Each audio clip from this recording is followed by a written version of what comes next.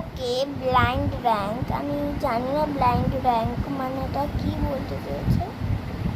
cherry, এখানে কি মানে স্যান্ডউইচের মাঝখানে আলু চিকেন এইসবের বদলে চেরি দিয়ে দিয়েছে, চিজ ফিস,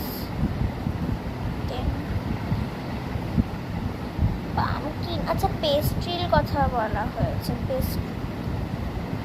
পামকিনের পেস্ট্রি